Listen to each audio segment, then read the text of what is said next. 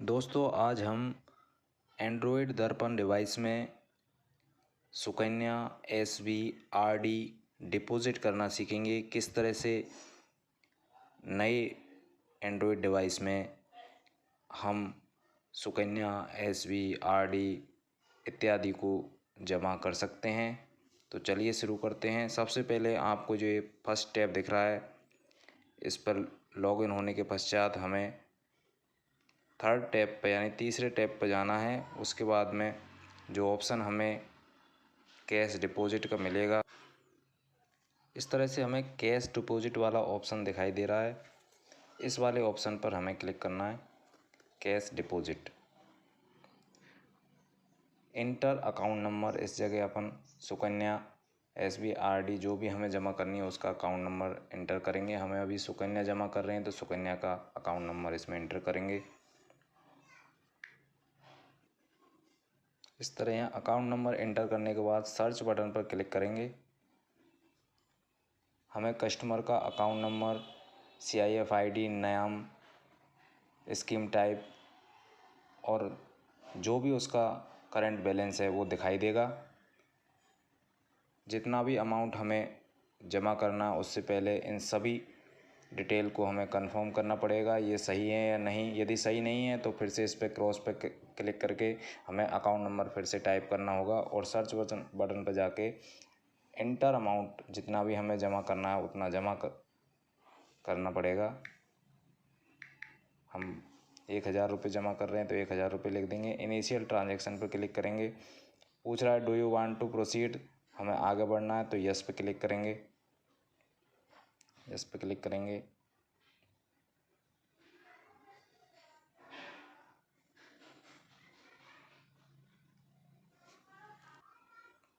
इस तरह से हमें नई स्क्रीन दिखाई देगी जो ट्रांजैक्शन ID और डेट, अकाउंट नंबर, जितना हमें जमा किया उसकी राशि तथा जो करंट बैलेंस अभी हो गया वो सभी हमें इस तरह से दिखाई देगा।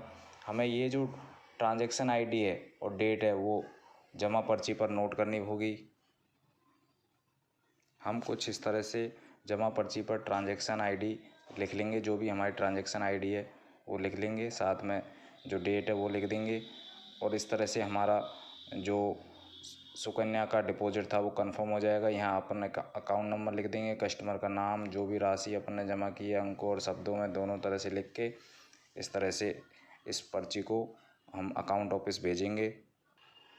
इसके बाद हमें नेक्स्ट करनी है RD जमा, तो हम यहाँ बैक बटन पर जाएंगे और फिर से कैश डिपॉजिट ऑप्शन पर जाएंगे और RD का अकाउंट नंबर यहाँ पर एंटर करेंगे।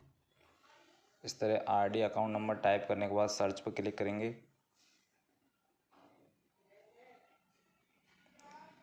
हमें कस्टमर का नाम, अकाउंट नंबर और उसका जो करंट बैलेंस है वो यहाँ दिखाई देगा। कितने रुपए की RD है वो भी दिखाई देगी। इस तरह से लास्ट डिपॉजिट जो डेट है वो भी दिखाई देगी और यहाँ पे हम इंटर अमाउंट करके पैसे जमा कर सकते हैं।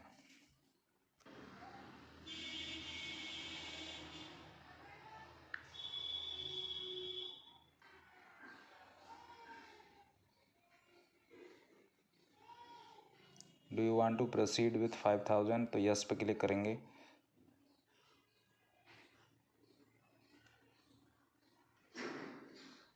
इस तरह से ये RD हमारी जमा हो जाएगी। जो बैलेंस है वो इस यहाँ दिखाई देगा। ये ट्रांजैक्शन ID हमें, डेट और ट्रांजैक्शन ID हमें जमा पर्ची पर जो है नोट करनी होगी। इस तरह से जमा पर्ची पर हम ट्रांजैक्शन ID और डेट टाइप करेंगे, जो अमाउंट हमने जमा किया वो टाइप करेंगे और इसको अकाउंट ऑफिस को भेजना होगा। दोस्तों, आज हमने सुकन्या और RD जमा करना सीखा। इसी तरह हम SB का अकाउंट नंबर यहाँ लिख के SB भी जमा कर सकते हैं।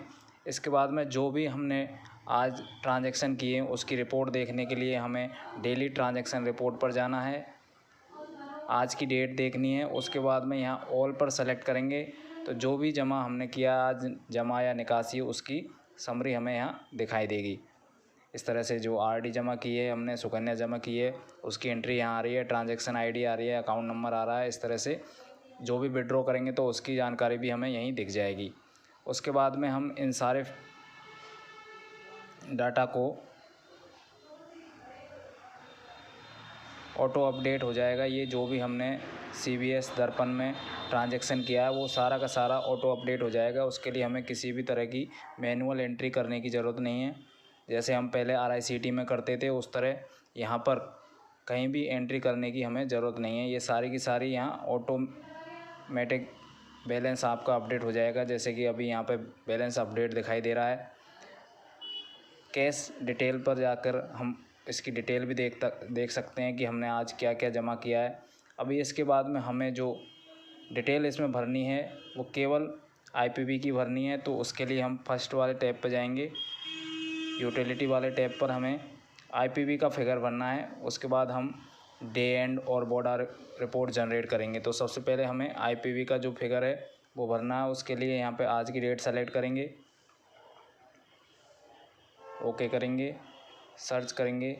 तो जो भी हमने आज IPV में जमा किया है उसको यहाँ पे जमा में लिखेंगे। तो हमने आज जो जमा हुआ है हमारा 16,400 रुपये, तो वो यहाँ पे लिख देंगे हम 16,400 रुपये।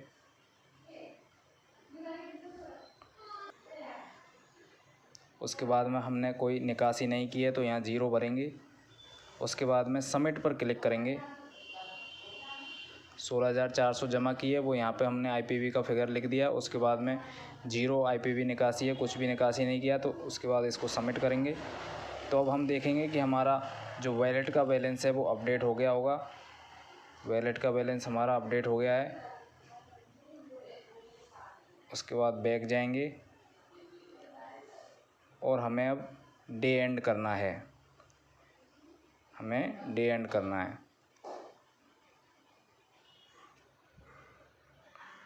यस पर क्लिक करेंगे।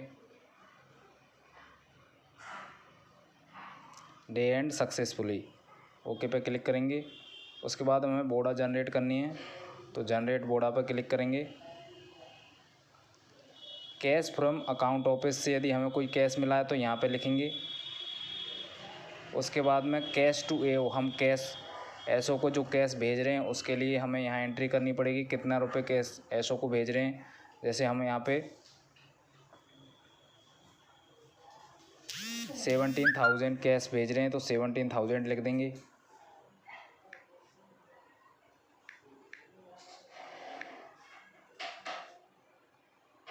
उसके बाद में हमें लायबिलिटी क्रिएट करनी है तो लायबिलिटी के रीज़न लिखना पड़ेगा कि हम बचे हुए कैश को क्यों रोक रहे हैं, क्योंकि हमारा जो एक्सीड अमाउंट है अभी 22,144 रुपये दिखा रहा है और BO की जो अधिकतम लिमिट है हमारी वो है 5,000 रुपये। तो हम IPV विड्रॉल के लिए कैश रोक रहे हैं तो यहाँ पे लिख देंगे IPV विड्रॉल। और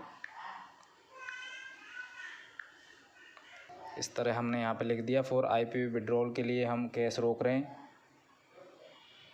कैश बैक का वेट यहाँ पे हम डाल सकते हैं।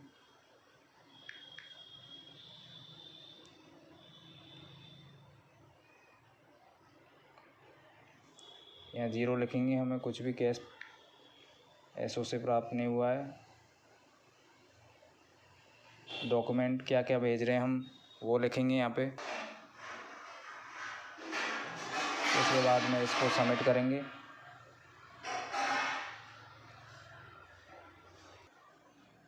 इस तरह से हमने देखा कि 17,000 रुपये हम कैश SO को भेज रहे हैं।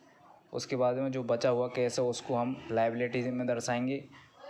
लायबिलिटी का रीज़न लिखा हमने फॉर IPV विड्रॉल के लिए रोक रहे हैं। कल हमें विड्रॉल करना है इसलिए हम कैश रोक रहे हैं। उसके बाद में जो डॉक्यूमेंट हम SO को सेंड कर रहे हैं, एक RD, एक सुकन्या डिपॉजिट स्लिप, उसको यहाँ लिख दिया। कैश बैग का वज़न यहाँ लिख दिया जो भी है। उसके बाद में हम कंफर्म पर क्लिक करेंगे।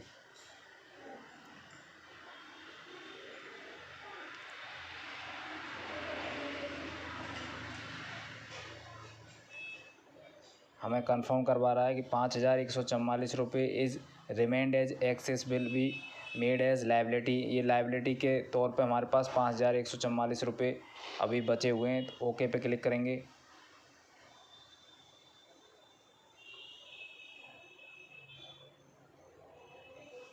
इस तरह से हमारी बोडा स्लिप जनरेट हो चुकी है।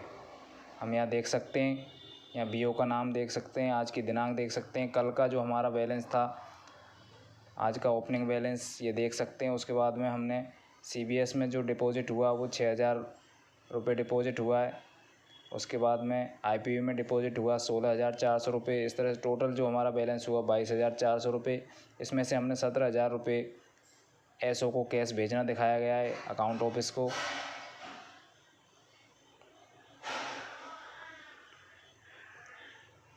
तो हमारा जो कैश बैलेंस हमारे पास कैश इन हैंड जो दिखा रहा है वो 10,144 रुपये है, और लायबिलिटी हमने क्रिएट की है 5,144 रुपये की।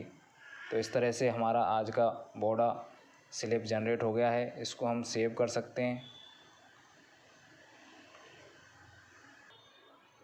इस तरह हम इसको सेव करके रख सकते हैं। बैक जाएंगे, उसके बाद में हमें डे एंड करना है, इस तरह से हम इसको डे एंड ऑलरेडी हो चुका है, क्योंकि डे एंड किया उसके बाद में हमने जनरेट बोडा किया था।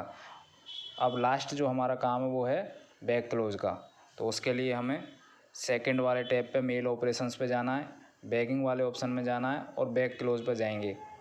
बार कोड नंबर हमें यहाँ लिखना है। हमारे पास बैग नंबर है, तो बैग नंबर का जो बार कोड है उसको हम स्कैन कर सकते हैं। इस तरह से इसको स्कैन करेंगे।